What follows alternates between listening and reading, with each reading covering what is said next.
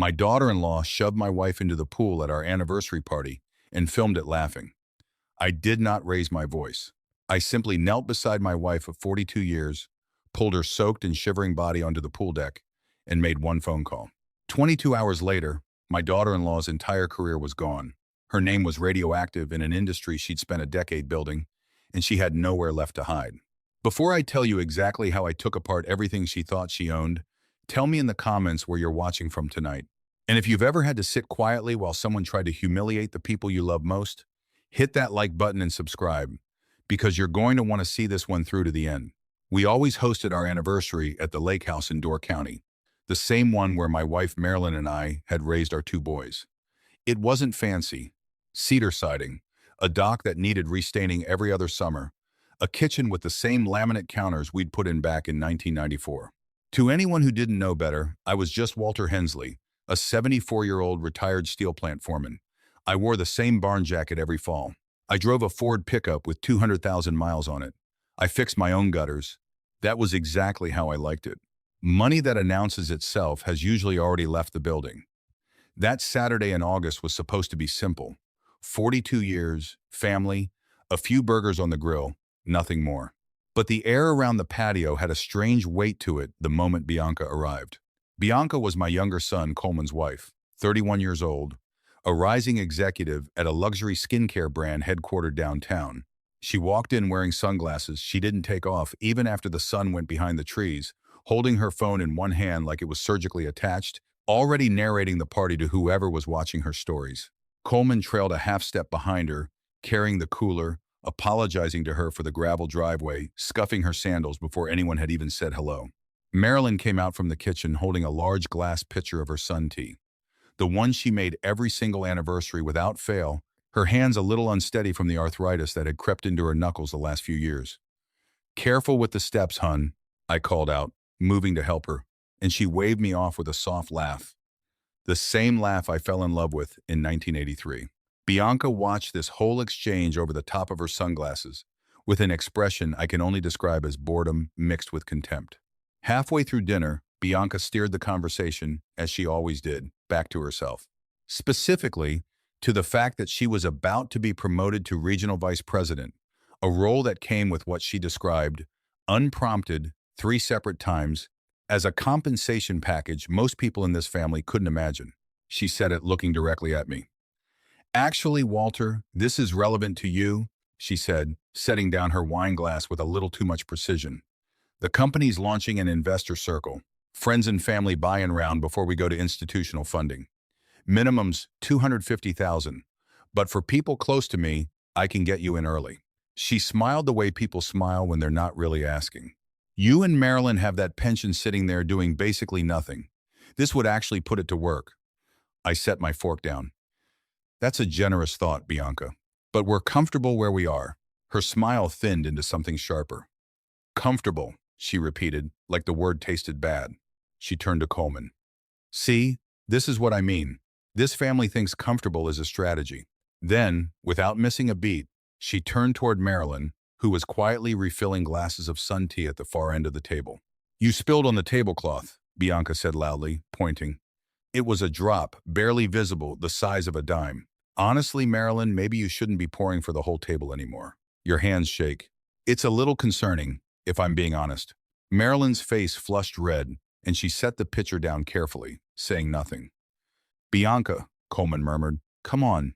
"I'm just being honest," Bianca snapped. "Somebody in this family has to be." I kept my expression even. I had spent 31 years on a factory floor negotiating with union reps, plant managers, and steel buyers who'd have eaten Bianca alive in a single meeting. I knew this type. People like Bianca reveal every one of their weaknesses the moment they believe they're the smartest person in the room. I let her talk. By dessert, Bianca had moved on to informing the table, unprompted, that she thought it was time for a real conversation about whether Marilyn and I should still be living alone at the lake house, 2 hours from either son. "I mean, you're both getting up there," she said, gesturing vaguely at us with her fork. "What happens if one of you falls? Nobody would even know for days out here." "We manage fine," I said quietly. "Do you, though?" she pressed, and I watched something calculating move behind her eyes, something that had nothing to do with concern and everything to do with an angle she was working. Coleman looked miserable. Rachel, no, this wasn't Rachel's story. This was Coleman's. And Coleman said nothing, staring hard at his plate the way a man does when he already knows he's lost this argument 100 times before and doesn't have the strength to lose it again tonight. After dinner, the group drifted down toward the dock for the annual photo, a tradition older than either of our sons. The evening light was doing that thing it does on the lake in August, gold and soft, dragonflies skimming the water. Marilyn stood at the edge of the dock in her good blue dress, laughing at something one of the grandkids said, completely unaware that Bianca had drifted behind her. Phone raised, already recording. I was 20 feet away, refilling a cooler with ice, when I heard Bianca say, bright and performative, the exact tone of someone narrating content for an audience that wasn't in the room. Okay, everybody, watch this. And then she put both hands on my wife's back and shoved her into the lake. Marilyn didn't have time to brace. She went in hard, the good blue dress ballooning around her for a horrible second before she went under. And I heard the sharp crack of her hip catching the edge of the dock ladder bracket on the way down. Bianca was already laughing, phone still up, filming the splash, filming my wife of 42 years thrashing in cold water in her good dress with a hip that I would learn within the hour was fractured. I did not scream. I did not think. My body simply moved, faster than a man my age has any right to move, down the dock and into the water in my boots, my jacket, everything. I got my arms under Marilyn and hauled her toward the ladder while Coleman finally snapped out of his paralysis and ran to help pull her up onto the dock.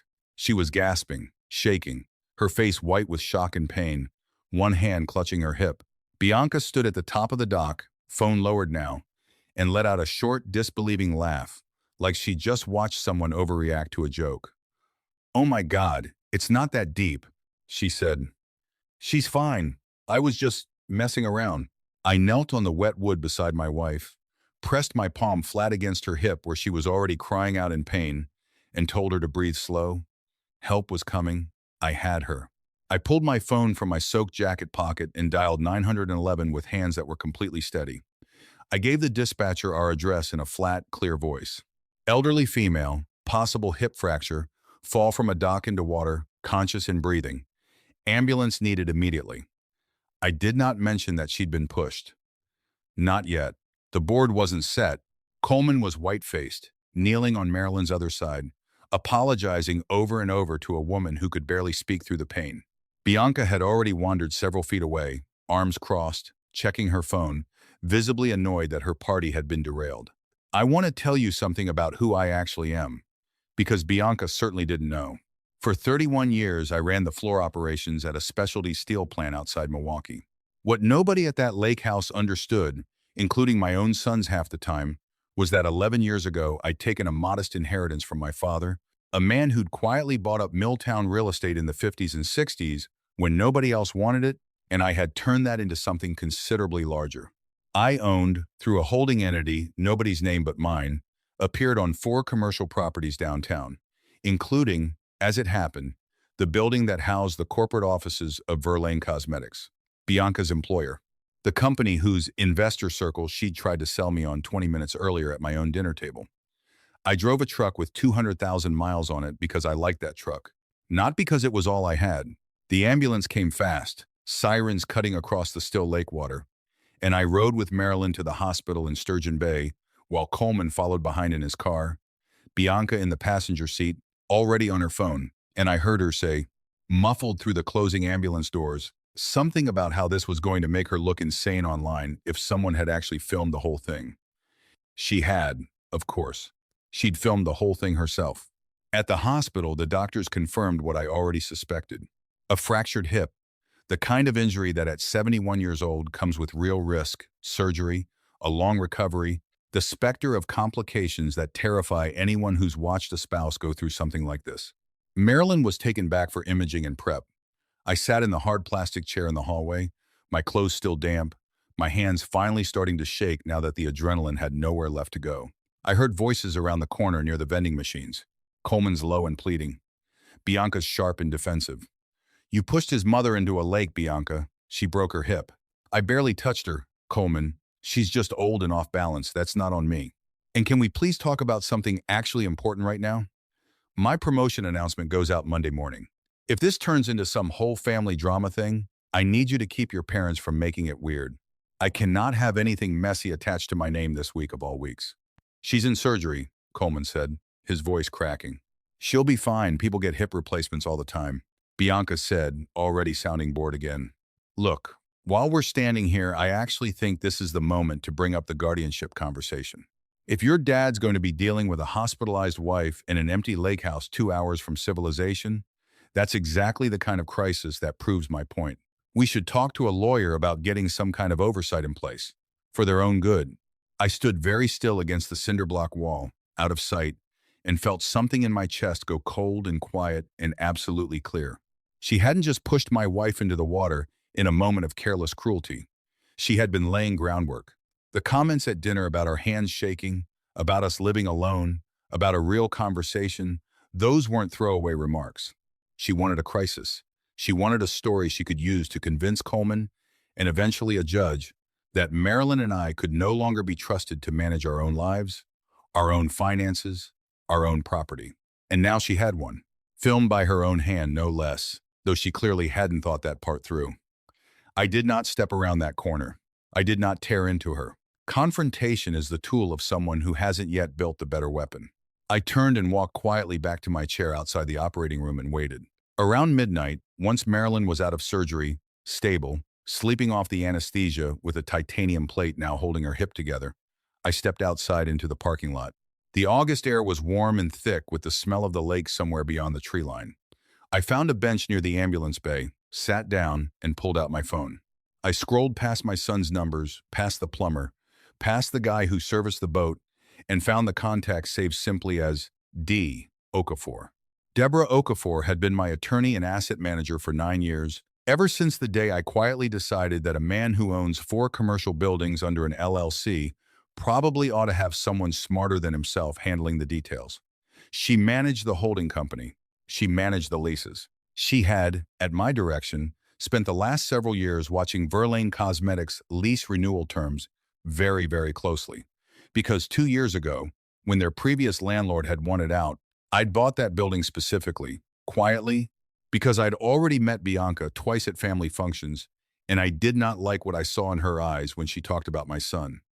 The phone rang twice. "Walter," Deborah said, her voice sharp and instantly alert despite the hour. "It's late. What happened?" I looked out at the dark parking lot, at the red lights blinking on the ambulance bay roof. "Activate the Verlaine contingency," I said. There was a pause, 3 full seconds of silence on the line. "Are you certain?" Deborah asked. "Not are you sure you want to. Not have you thought this through. Just, are you certain?" Because she already knew that if I was calling her at midnight using that exact phrase, something had happened that couldn't be walked back. My wife's in a hospital bed with a fractured hip because my daughter-in-law shoved her into the lake and filmed it for content, I said, my voice completely flat. "Certain. Consider it done," Deborah said, and her tone shifted, professional to something colder, more precise. "I'll have the lease termination notice drafted by 6 a.m. Verlaine's in material breach on 2 separate clauses already. The subletting violation from March and the unauthorized signage change they never got approved. I've been sitting on both, waiting to see if you'd ever want to use them. I also want everything you have on her personally," I said. "Financial disclosures, expense reports, anything that crosses her desk as VP-elect. If there's anything there worth looking at, I want it looked at. I'll have Priya's team start pulling corporate filings tonight," Deborah said. "Do you need me to come to you?" "No," I said. "Just make sure there's nowhere left for her to stand by the time the sun comes up." "There won't be," she said, and hung up. I sat on that bench for another minute, feeling something settle in my chest that wasn't satisfaction exactly. It was closer to relief. The relief of a man who has spent years hoping he'd never have to use the tools he built, and who now, finally, understood exactly why he'd built them. I went back inside and sat by Marilyn's bed until dawn. What happened over those next several hours, I only learned about later, in pieces. The way you learn about a controlled demolition after the fact. From people who watched the building come down. Deborah Okafor did not sleep that night. In her downtown office, the city lights spread out below her window. She pulled the master lease agreement for Verlaine Cosmetics corporate headquarters, 40,000 square feet across 3 floors of a building that, on paper, was owned by an entity called North Shore Holdings III. Bianca and everyone at Verlaine knew North Shore Holdings III as a faceless commercial landlord, the kind of entity nobody thinks to ask questions about. Nobody at that company had ever bothered to find out that North Shore Holdings III existed entirely because a retired steel foreman had wanted somewhere quiet to put his father's money to work. The March subletting violation was real. Verlaine had, in a cost-cutting move, sublet an unused fourth of their third floor to a small marketing firm without landlord approval, a clear breach under Section 14 of their lease. The signage violation was real too, a lobby rebrand they'd pushed through 8 months ago without the required approval, technical but airtight. Deborah had been sitting on both for months, quietly building the file, because that's simply what a careful attorney does when her client owns the building beneath a company run by people he doesn't fully trust. At 5:47 a.m., a process server delivered formal notice of lease default to Verlaine's registered corporate agent, along with a 30-day cure notice that, buried in paragraph 9, invoked an accelerated termination clause specifically triggered by conduct materially damaging to the landlord's reputation or associates, a clause Deborah had insisted on years ago and that almost nobody ever reads closely because almost nobody ever expects to need it. Attached to the notice, for internal record only, not for public release, but very much intended to be seen by the right eyes, was a still frame taken from a video already circulating in a private group chat among people at the lake house party. A frame of the incoming VP of Verlaine Cosmetics laughing while an elderly woman went under the water at a family gathering. At the same time, on the other side of the city, a paralegal on Deborah's team was combing through public regulatory filings and, more usefully, 3 years of expense reports Deborah had quietly obtained through a corporate audit clause buried in Verlaine's building services agreement, the kind of clause that lets a commercial landlord review vendor-related expenses for insurance purposes.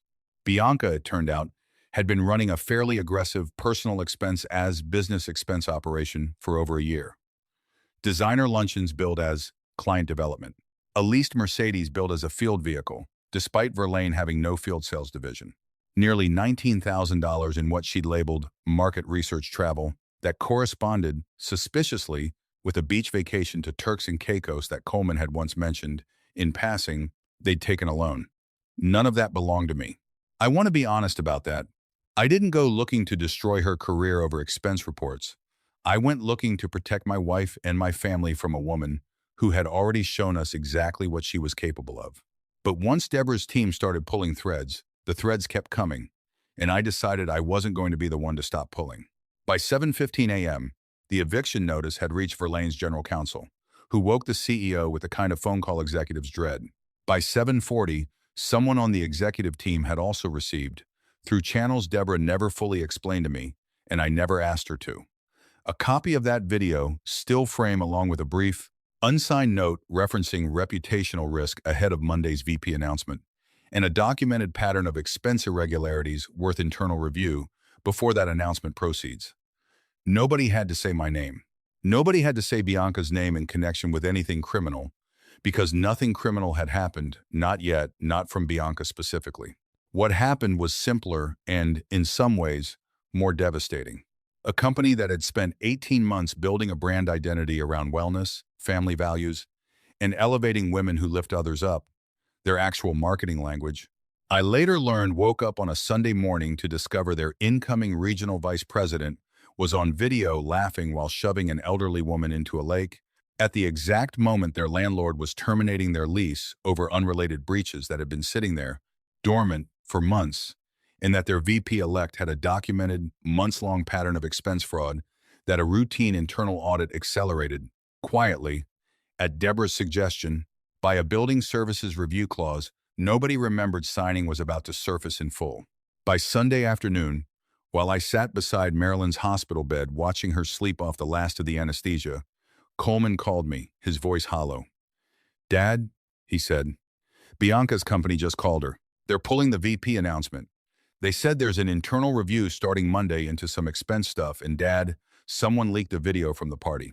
It's already got like 11,000 views. People are calling her horrible things in the comments. She's losing her mind." "I'm sorry you're going through that," I said, and I meant it, because Coleman had done nothing wrong except marry the wrong person and be too soft-hearted to see it sooner.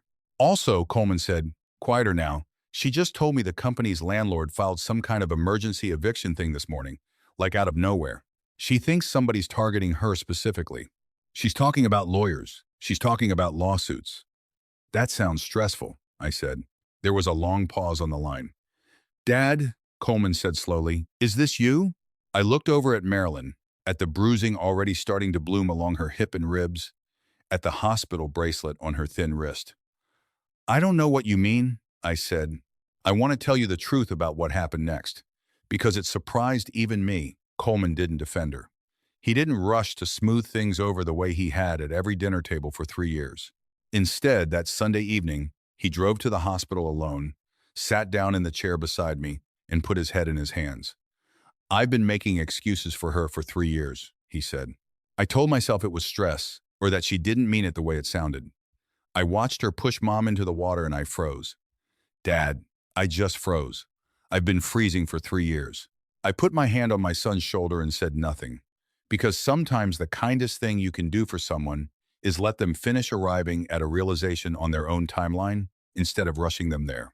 By Monday morning, Verlaine Cosmetics issued a brief internal statement, which of course did not stay internal for more than 6 hours, confirming that Bianca Reyes Hensley would not be assuming the regional vice president role and that she was, effective immediately, on unpaid administrative leave pending the outcome of an internal financial review.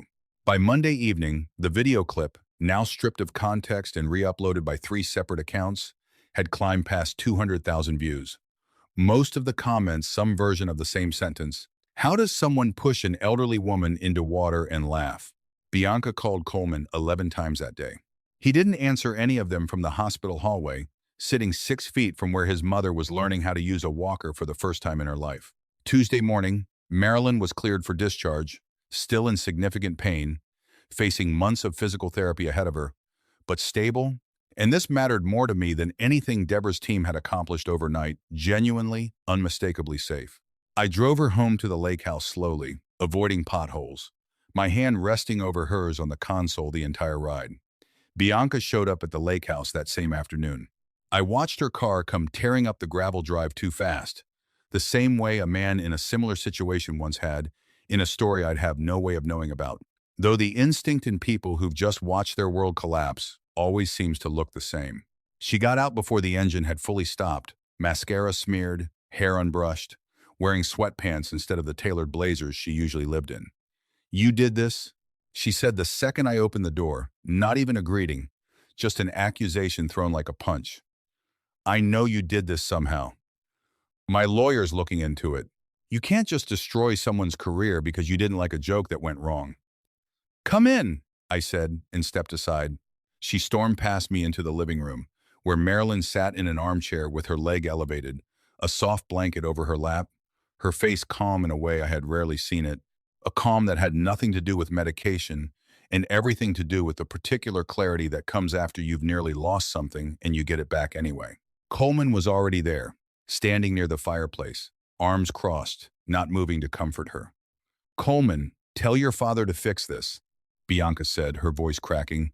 Tell him I could lose everything, my reputation, my career, everything I've worked 10 years for, over an accident. It wasn't an accident, Bianca, Coleman said quietly. You filmed it. You were laughing. I have the video too. Everyone does now. Bianca turned back to me. Desperate now, all the sharp condescension from the dinner table completely drained out of her voice. Whatever you did, undo it. Please. I'll apologize to Marilyn. I'll do whatever you want. Just make it stop. I sat down across from her, the way you might sit across from someone in any ordinary conversation. And I told her, calmly, that I hadn't destroyed anything. I told her that a woman who spends a year running personal luxury expenses through a corporate account and who then pushes a 71-year-old woman into a lake and films it laughing, destroys those things herself. I told her that I had simply, finally, stopped subsidizing the illusion. Her face went through several stages very quickly. Confusion, disbelief, and then, as the pieces started assembling themselves behind her eyes, something close to horror. North Shore Holdings, she whispered. That's you. You own our building. I do, I said. You've owned it this whole time. 2 years. You sat at our engagement dinner and let me talk about my landlord problems, and you never said a word. You never asked who I actually was, I said. You just assumed you already knew, because I drive an old truck and fix my own gutters. People like you rarely bother asking. You just decide. She sat down hard on the arm of the couch, all the fight leaving her body at once, and started to cry. Though I want to be honest with you, they didn't strike me as tears of remorse. They were the tears of someone mourning the loss of a version of her own life she'd been building toward for a decade. A life that had just been taken away, mostly by her own hand, though she'd never in 100 years describe it that way to herself. "What do you want from me?" she finally said, quiet now, defeated. "I don't want anything from you," I said. "I never did. I want you nowhere near my wife again. I want Coleman to make his own decisions about his own marriage without me involved in that at all. And I would strongly suggest you spend less energy on lawyers and more energy on returning the money that audit is going to find, before that stops being a private company matter and becomes a police matter." She looked at Coleman then, one last time, searching his face for something. He looked back at her, and whatever had kept him tethered to her for 3 years, love, habit, exhaustion, the sunk cost of a life half built together. I watched it, finally, visibly, break. "I want a divorce," Coleman said, and his voice didn't shake at all. Bianca left the lake house that afternoon and didn't come back. The internal review at Verlaine concluded 6 weeks later. She was formally terminated for cause, and while I never pushed for criminal charges, because that was never the point of any of this, I understand the company itself pursued restitution for the misused funds. Coleman filed for divorce within the month. Deborah handled the paperwork, quietly and without fanfare, the same way she'd handled everything else. Marilyn spent the rest of that summer and most of the fall doing physical therapy twice a week, learning to trust her hip again, learning to trust the doc again, a process slower and harder than either of us expected. But by October, she was walking the length of it unassisted, standing at the very edge where it had happened, looking out at the water with an expression that told me she'd made peace with it in whatever way a person makes peace with something like that. We sat on the dock most evenings that fall, the two of us, watching the light change over the water the way we had for over 40 years. I never told her every detail of what Deborah's team had actually done, and she never asked for every detail either. She knew the broad shape of it, knew that I had money and property she'd never fully paid attention to over the years, because it had simply never mattered to either of us. And she trusted that whatever I'd done it to protect her, not to prove something to myself. "You scared me that night," she said once. In November, her hand wrapped around a mug of coffee, watching the last of the color drain out of the sky. "Not what you did after. What you did in the moment. You didn't even hesitate." "There wasn't anything to hesitate about," I told her. 42 years, you go in the water, I go in after you. That part was never a decision. That part's just who I am." She was quiet for a moment. "And the rest of it? Deborah, the buildings, all of it?" "The rest of it," I said, "was just making sure nobody ever gets the idea that they can do that to you and walk away thinking it cost them nothing." Looking back on everything now, the lesson I keep landing on is a simple one, though it took me most of a lifetime to really understand it. People will always test the difference between kindness and weakness, especially the people closest to you, especially the ones who've never had to face a real consequence for anything in their lives. Staying calm was never the same thing as staying passive. I didn't raise my voice once through any of it, and I didn't need to. Real strength doesn't announce itself at the dinner table. It doesn't need an audience or a phone held up to film it. It waits, quiet and patient, right up until the exact moment it's needed, and then it moves all at once. Protecting the people you love isn't cruelty, even when it looks that way to the person on the other end of it. It's the only kind of love that actually holds up when it's tested. If this story meant something to you, tell me in the comments who you'd go into the water for without a second thought, and subscribe for more stories about family, quiet strength, and the moments that reveal exactly who somebody really is.